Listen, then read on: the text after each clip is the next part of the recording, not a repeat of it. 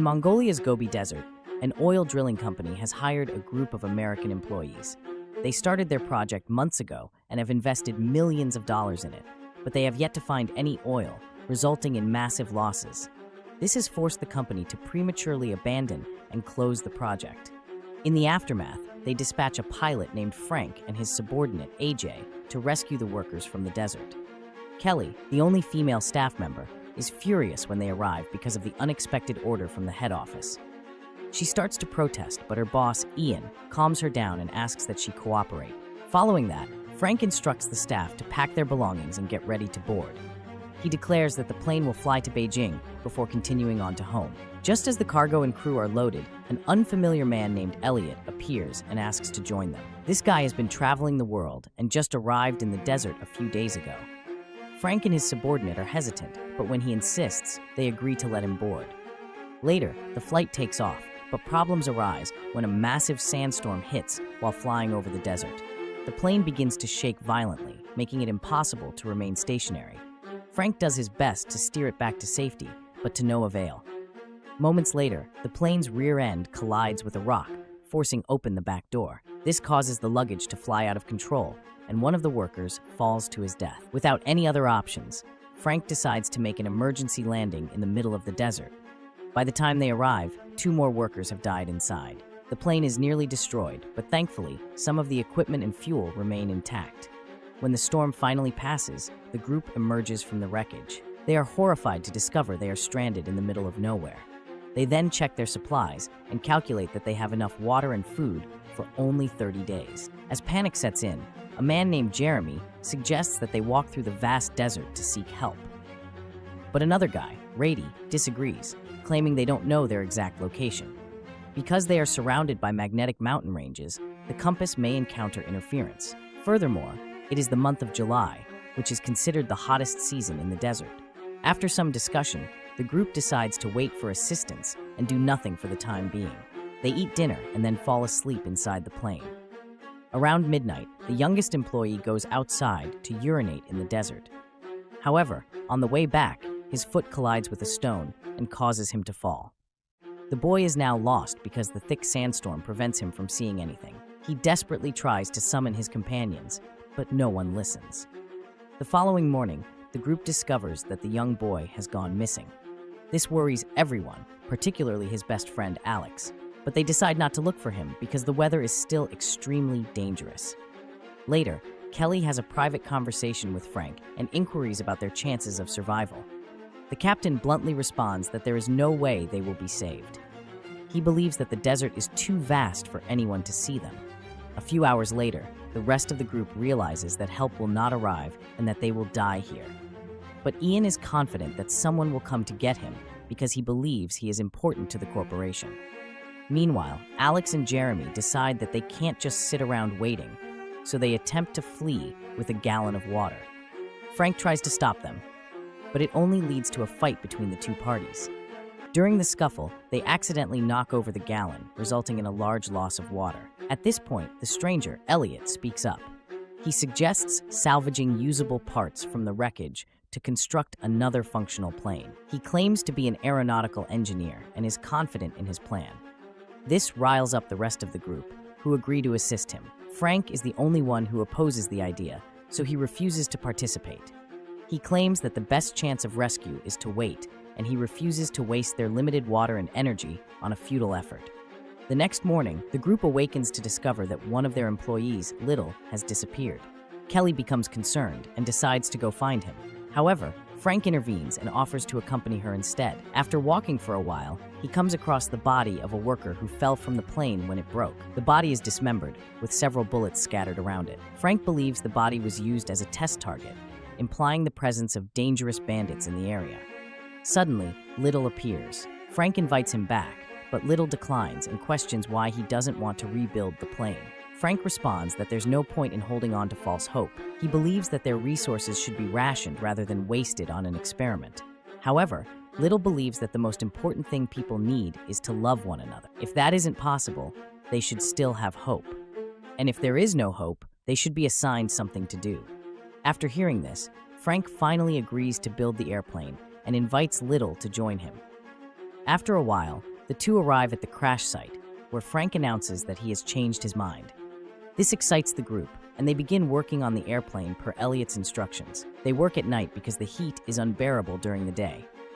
They also choose to name their plane after the legendary bird, Phoenix. The team assembles the aircraft over the next few days, taking care to manage their water and food supplies.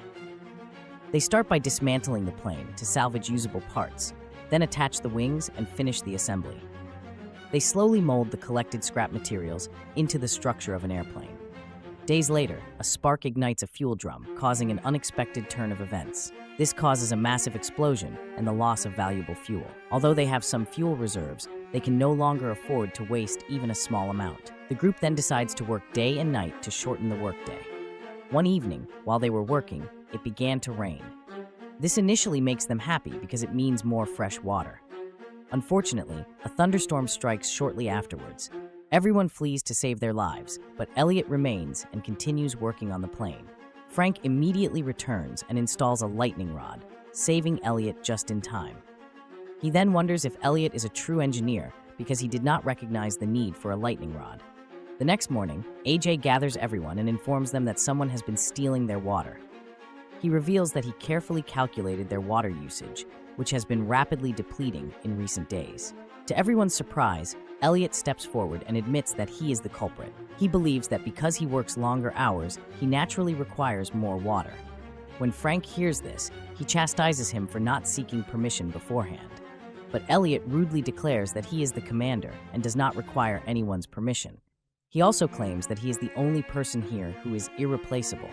The group is disgusted by his rude behavior, but they have no choice but to tolerate him. One day, the group comes across several Mongols camping nearby. Frank worries that they are bandits, but the others decide to approach them for assistance. AJ, Alex, and Ian volunteer for the mission, and Frank hides in the background with a gun. Ian, who speaks the local language, communicates with them and explains how the plane crashed. He hopes the locals will share some of their water with him. Alex notices a watch in one of the Mongols' hands that once belonged to his deceased friend. He panics and immediately alerts his group, but the Mongol shoots him on the spot. Frank, seeing this, springs into action and begins firing. He unexpectedly kills all of the bandits except for one, who manages to flee.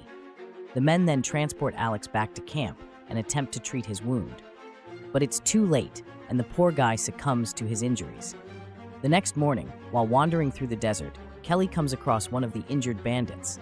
He desperately pleads for her assistance, putting her in a difficult situation. Finally, she brings him to the camp, leaving his fate in the hands of her companions. Some men believe he should be killed to avoid any potential danger, while others argue that he should be kept alive to find a way out. But before they can reach a conclusion, Elliot fatally shoots the bandit.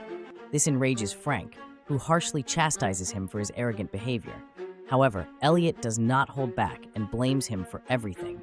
He claims that they became stuck in this location as a result of the pilot's poor decisions. After hearing this, Frank loses his cool and begins beating up the strange man. Later, Elliot is inside the plane when the rest of the group approaches him. He says he can't rely on them anymore and decides to leave the job. When the group asks him to reconsider, he demands an apology from everyone. They oblige and apologize, but he is still dissatisfied. He asks Frank who is in command here, and he reluctantly says Elliot. Frank also apologizes for his previous behavior, saying he lost control. This finally persuades Elliot to put his grudges aside and return to work. After a few days, he announces that the plane is completely ready. The workers are overjoyed when they hear this and begin packing their bags to leave. Meanwhile, Frank tries to retrieve a map from Elliot's backpack, but instead finds a brochure for the company where he works. He is horrified to learn that Elliot is not a real aircraft engineer, but rather a designer for a model aircraft company. The plane they built based on his instructions is nothing more than a giant toy. Following this, an enraged Frank confronts Elliot, who remains convinced that his plane will fly. He claims that the principles of flight apply to both the model and the real thing. Meanwhile, the others begin to panic, believing that their efforts will be in vain. Ian becomes so enraged that he points a gun at Elliot, chastising him for wasting their time and resources. Frank tries to stop him from pulling the trigger, but Elliot insists that his plane will fly. Just then, a strong sandstorm blows in, causing the plane to lift off. This gives the group hope, so they decide to give it a try. However, When the sandstorm passes, they find the plane buried in the sand. Whatever hope they had just moments ago has now been dashed. The workers appear devastated, as if they have accepted their fate. However, Frank refuses to give up and encourages them to try again. He reminds them of their families, who have been anticipating their arrival for days. This finally boosts their morale, so they decide to use a rope to drag the plane out. They give it their all and somehow complete their mission. Finally, it is time to start Phoenix's engine, so Frank heads to the cockpit. There are only 5 detonators, but even after 3, the engine does not start. Frank then takes a significant risk by using one to clean the cylinder. Fortunately, the plan works, and the propellers start spinning. When the workers notice this, they are overjoyed and rush over to the wings to lie down. This makeshift plane only has a cockpit, so the rest of the crew must hold onto handles attached to the wings and lie down. However, as they are about to take off, they notice a large group of bandits approaching them. The plane begins to move forward, while the bandits continue to fire at them and pursue them on horseback. During this intense moment, Frank launches the plane off a cliff, causing it to crash, but it quickly catches wind and floats back up. The aircraft then flies steadily across the vast desert until it reaches the city. In the final scene, the film jumps to several months later. Frank and AJ started their own airline, Phoenix Aviation, which has become an instant success. Ian is now a professional golfer, and Kelly is the manager of an ocean oil rig. Elliot appears on the cover of Flight International magazine, dressed in a flight suit and carrying the headline, NASA's New Hope.